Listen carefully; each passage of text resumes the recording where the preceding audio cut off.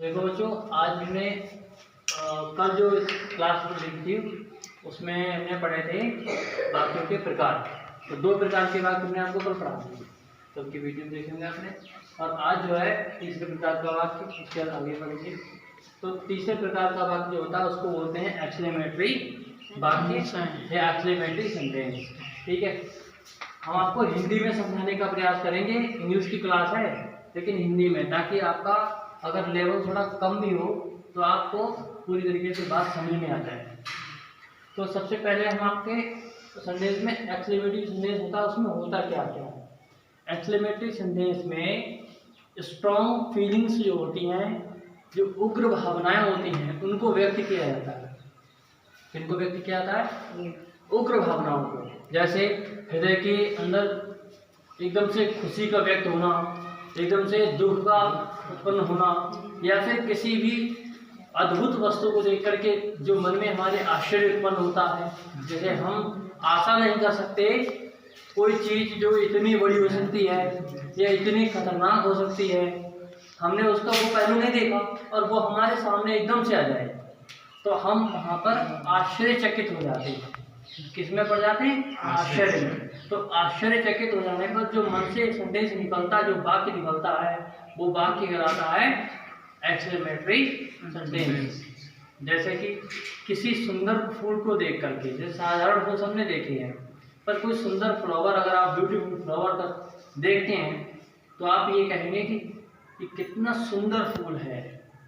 मैं आपको हिंदी में समझा रहा हूँ, तो आप यहाँ पे जो वाक्य बोला आपने कि कितना सुंदर फूल है, आप पूछ रहे हैं किसी से या आश्चर्य में बता रहे हैं? आश्चर्य में बता रहे हैं। अगर किसी से पूछेंगे कितना शब्द लगा करके, तो ऐसे पूछेंगे कि कितना सुंदर फूल है। अब वहाँ पे रुकेंगे कुछ आंसर जवाब पाने के लिए, ऐसा नहीं, बता रहे हैं पूरे आश्चर्य के साथ में।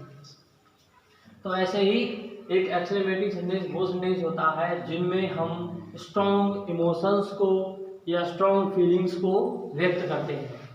आइए देखते हैं इनमें कौन कौन से शब्दों का प्रयोग हो सकता है।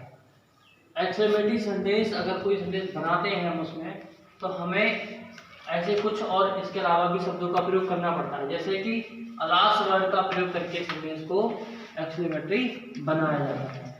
जैसे कि अलास मीन्स होता है, मीनिंग इसका होता है हाय, और ये अलास जो वर्ड है क्या प्रेजेंट करता है? दुख को या सुख को? दुख को, यानी शोक को। जो शोक होता है हमारे मन में किसी भी अपनी प्रिय वस्तु के खो जाने पर, जो मन में हमारे शोक उत्पन्न होता है, जो दुख उत्पन्न होता है, तो वहाँ पर हमारे मन से हाय शब्द निकलता है। किसी व्यापारी का घाटा हो जाना, किसी व्यक्ति का, अपने निजी किसी व्यक्ति का नहीं रहना, तो वो वाक्य जो है वो शोक का वाक्य है। इसका एग्जाम्पल आप देख सकते हैं, अलास ही इज नो मोर। अब ये वाक्य कह रहा है ही इज नो मोर, वह अब नहीं रहे या वह अब नहीं रहा। तो ये दुख की बात है या सुख की बात है? दुख की बात है, तो आपने अलास वर्ड का प्रयोग पहले कर लेना। और एक्सक्लेमेटरी सेंटेंस का जो हमारा फुल स्टॉप होता है, मतलब एक मार्क होता है, हर सेंटेंस के स्टार्टिंग जो है फर्स्ट लेटर कैपिटल से होती है और उसका अंत किसी न किसी विराम चिन्ह से होता है। तो जैसे इंट्रोगेटिव सेंटेंस का इससे होता है, इंटरोगेशन मार्क से होता है, ऐसे ही किसी असर्टिव सेंटेंस का अंत इस मार्क से होता है, फुल स्टॉप इसको बोलते हो। उसी क्रम में हमारे एक्सक्लेमेटरी सेंटेंस का जो मार्क है वो इस तरीके से होता है। आप एक लाइन खींचेंगे, इसके नीचे डॉट लगा देंगे, तो वो लास्ट वर्ड ही एक्सक्लेमेटरी वर्ड है, तो यहीं पे लग जाएगा। ठीक है, उसके बाद में हो रहा मीन्स होता है वाह। वाह शब्द का प्रयोग तब किया जाता है जब हम कोई बहुत खुशी वाला कार्य कर देते हैं, जैसे कि मैच का जीत जाना, कोई चीज को हासिल कर लेना, किसी कार्य को, किसी एग्जाम को क्रॉस कर लेना, किसी परीक्षा को उत्तीर्ण करना जिसके पीछे तुम काफी समय से पढ़े हो, तो वो कहलाएगा होरा का सेंटेंस। खुशी के लिए हमने वाक्य लिखा, जैसे we have won the match. एक टीम है, खेल रही है, और वो लास्ट बॉल तक अगर खेल कर जीतती है तो वो कहेगी कि हम मैच जीत चुके हैं। तो यहाँ पे खुशी की बात है, तो वो होरा शब्द का प्रयोग पहले करेंगे। तो हुरा मीन्स हो गया वह, यानी ये खुशी व्यक्त करता है। क्या व्यक्त करता है? खुशी। उसके बाद में ब्रावो, ब्रावो का संदेश भी बन सकता है शाबाश, जिसको बोलते हैं शाबाश। जब कोई, जैसे आप लोग हैं, हम आपको टेस्ट दें और आप टेस्ट को क्वालिफाई अच्छे आप मार्क्स से करते हैं, जैसे 10 में से 9 अंक लाते हैं, तो हम आपसे कहेंगे शाबाश, क्योंकि आपने वहाँ पे प्रशंसनीय कार्य किया है, आपकी वहाँ पे प्रशंसा होनी चाहिए। तो ब्रावो का मीनिंग होता है शाबाश हिंदी में, और ये व्यक्त करता है प्रशंसा। क्या व्यक्त करता है? प्रशंसा, किसी की बढ़ाई करना होता है।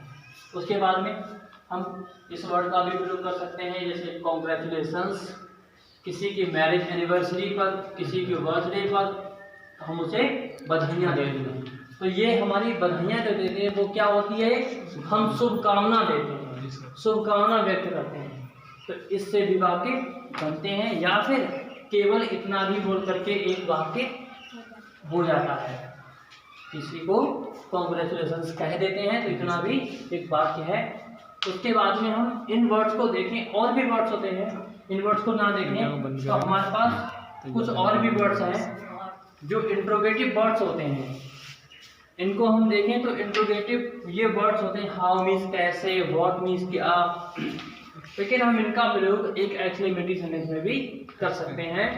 तब ये जो वर्ड है वो एक्सक्लेमेटरी वाक्य को बनाते हैं। जैसे कि what a great victory, what a great victory, कोई विक्ट्री हुई है, कोई विजय हुई है किसी राजा की, ठीक है, या किसी पोलिंग में, इलेक्शन में, तो उसमें हम कहेंगे कि क्या जीत है, यानी क्या जीत है। पूछ नहीं रहे, बता रहे हैं, पूरे आश्चर्य में बता रहे हैं कि क्या जीत है, मतलब ऐसी जीत होनी चाहिए।